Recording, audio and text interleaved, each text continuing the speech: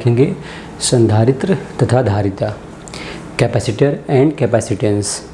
अब देखिए, जो कैपेसिटर होता है वो क्या होता है। कैपेसिटर एक तरह का एनर्जी स्टोरिंग डिवाइस होता है, मतलब ये ऊर्जा को स्टोर करता है, संचित करता है। ऊर्जा को किस रूप में संचित करता है, तो ऊर्जा को संचित करता है विद्युत क्षेत्र के रूप में। अभी हम लोग समझेंगे कि दो प्लेट्स होते हैं, जहाँ पर एक प्लेट पर होता है धनात्मक आवेश, एक होता है ऋणात्मक आवेश। हमने इसके पहले जो टॉपिक किया है वहाँ पर हमने उसको अंत इसी बात से किया था और हमने बताया था कि हम लोग कंटिन्यूस करने वाले हैं। तो दो प्लेट होता है, एक पे होता है धनात्मक आवेश, एक पे होता है ऋणात्मक आवेश। दोनों आवेशों के मध्य में जो विद्युत क्षेत्र होता है, उसी विद्युत क्षेत्र के फॉर्म में जो ऊर्जा होती है वो स्टोर होती है। कभी भी हम लोग कोशिश ये करते हैं कि किसी भी धारिता का, किसी भी संधारित्र का जो धारिता है वो काफ़ी ज़्यादा होना चाहिए, मतलब उसका जो एनर्जी, जो ऊर्जा होता है उसका स्टोर करने का कैपेसिटी ज़्यादा होना चाहिए। जो कैपेसिटर होता है, क्योंकि वो एनर्जी एकत्रित करता है, इसका मतलब ये होता है कि जब वो एनर्जी एकत्रित करता होगा तो एनर्जी को सप्लाई भी करता है। तो कैपेसिटर एक तरह का एनर्जी स्टोरिंग डिवाइस है जो एनर्जी एकत्रित भी करता है और उसको सप्लाई भी करता है। कैपेसिटर एक तरह से बैटरी के जैसा ही होता है। जैसे आप बैटरी जानते हैं, तो बैटरी का काम भी क्या होता है, बैटरी एनर्जी यानी ऊर्जा सप्लाई करता है। तो जैसे बैटरी ऊर्जा सप्लाई करता है वैसे कैपेसिटर भी होता है। थोड़ा सा दोनों में अंतर होता है। अंतर ये होता है कि जो कैपेसिटर होता है वो थोड़े से समय में, कैपेसिटर जो होता है जिसको लोग संधारित्र बोलते हैं, जो कैपेसिटर होता है वो थोड़े से समय में बहुत ज़्यादा ऊर्जा सप्लाई करता है। तो अगर आपको कम समय में बहुत ज़्यादा ऊर्जा चाहिए तो हम लोग क्या यूज़ कर सकते हैं, संधारित्र। लेकिन जो बैटरी होता है उसका जो rate of supply of energy होता है वो स्लो होता है, मतलब वो धीमे धीमे एनर्जी को क्या करता है, सप्लाई करता है।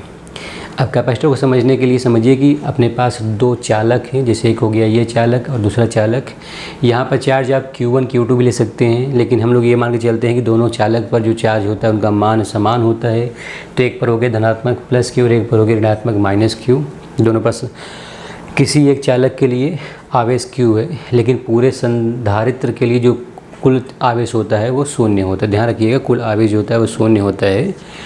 अब यहाँ पर इसका विभव हो गया V1, इसका विभव हो गया V2 और दोनों के बीच का जो विभवांतर है वो हो गया V1 माइनस V2।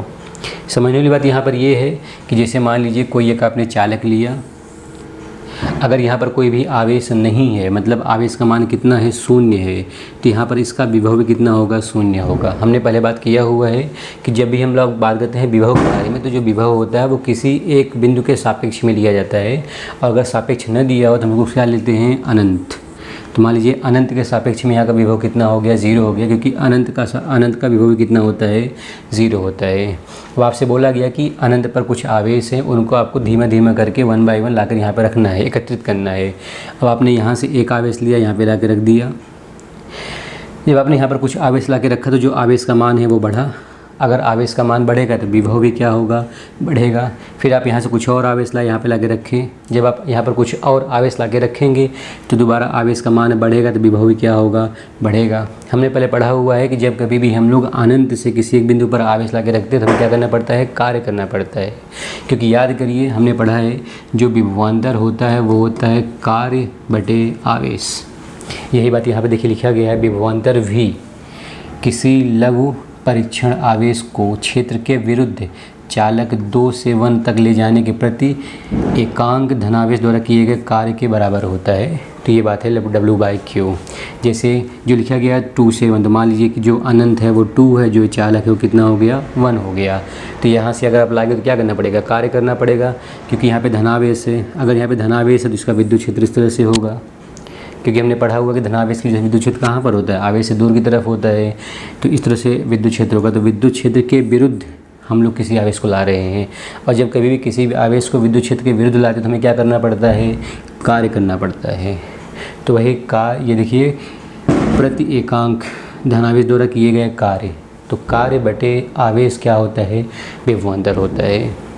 तो यहाँ पे जैसे जैसे आप आवेश को ला रहे होंगे, आवेश का मान बढ़ रहा है, और आवेश का मान बढ़ने की वजह से विभव भी क्या हो रहा है, बढ़ रहा है। इसका मतलब ये हो गया कि जो विभव होगा वो आवेश के अनुक्रमानुपाती होगा। तो लिखा गया V प्रोपोर्शनल टू Q। तो जो यहाँ इनका रेशियो आया Q/V, उसको लिखा गया C। ये जो C है इसी को हम लोग बोलते हैं, ये एक तरह का नियतांक होता है, और इसी को बोलते हैं धारिता। धारिता मतलब आप बोल सकते हैं संधारित्र की धारिता, कैपेसिटेंस ऑफ द कैपेसिटर। यहाँ पर भले आप देख के सब बोल सकते हैं कि जो ये C होता है वो आवेश पे निर्भर करता है, विभवांतर पे निर्भर करता है, लेकिन ऐसा नहीं है। जो C है वो निर्भर करता है आकार पर, आकृति पर और प्रतिकण पर। इसके बाद के टॉपिक हम लोग देखेंगे कि किस तरह से इन पर निर्भर करता है। फ़िलहाल के लिए ऐसी बातें यहाँ पर हैं। अब ध्यान रखिएगा, यहाँ पर जो लिखा गया है C बराबर Q/V, अगर इसको हम लोग मैथमेटिकली समझें, मैथमेटिकली, तो जो C होता है वो हमें कभी भी बड़ा नंबर चाहिए रहता है, क्योंकि हम चाहते हैं, यही बताता है कि यहाँ पर कितना ज़्यादा आवेश एकत्रित होगा। ये बात समझ के रखिएगा कि किसी एक प्लेट पर, किसी एक चालक पर जितना ज़्यादा आवेश एकत्रित होगा उतना ही ज़्यादा इलेक्ट्रिक फील्ड होगा।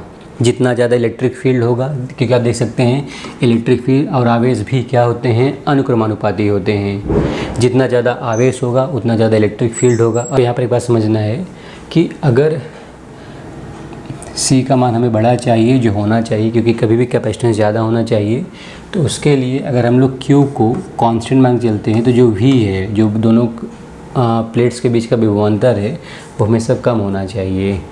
मान लीजिए कि दो प्लेट्स हैं और इनके बीच का जो विभवांतर है वो V है। अगर दोनों प्लेट्स के बीच का विभवांतर बहुत ही ज़्यादा होगा तो विभवांतर ज़्यादा होने की वजह से दोनों प्लेट्स के बीच का इलेक्ट्रिक फील्ड भी बहुत ही ज़्यादा होगा।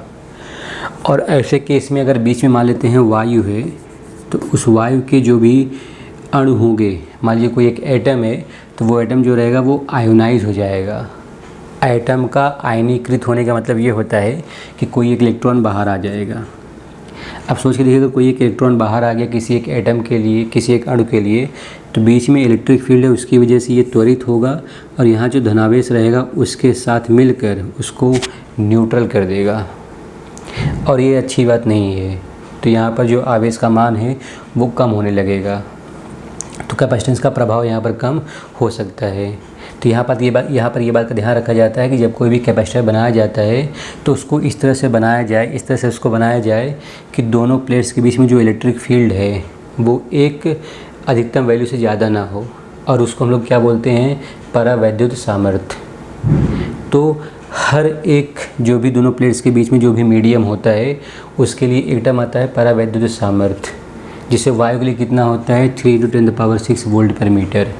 तो अगर दोनों प्लेट्स के बीच में अगर वायु है तो ऐसे केस में अगर इलेक्ट्रिक फील्ड ये मान या इससे कम होगा, तो ऐसे केस में जो बीच में वायु है वो आयनीकृत नहीं होगा, यानी इसमें कोई भी इलेक्ट्रॉन, कोई भी अणु जो है वो आयोनाइज्ड नहीं होगा, कोई भी इलेक्ट्रॉन बाहर नहीं आएगा और वो किसी प्लस चार्ज को प्रभावहीन नहीं करेगा। तो इससे क्या रहेगा, कैपेसिटेंस के वैल्यू पर किसी भी तरह का प्रभाव नहीं पड़ेगा। तो ये बात का यहाँ पर ध्यान रखना ज़रूरी होता है कि दोनों प्लेट्स के बीच में जो इलेक्ट्रिक फील्ड है वो इलेक्ट्रिक फील्ड परावैद्युत सामर्थ्य के वैल्यू के बराबर या उससे कम होनी चाहिए।